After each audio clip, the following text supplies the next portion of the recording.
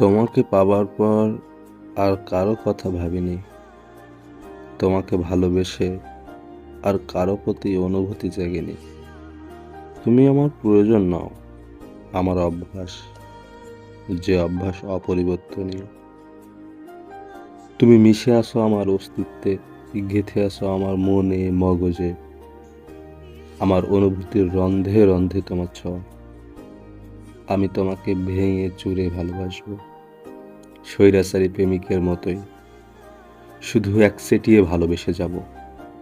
তুমি আমার কাছে একমাত্র এবং শুধু একটাই অপশান।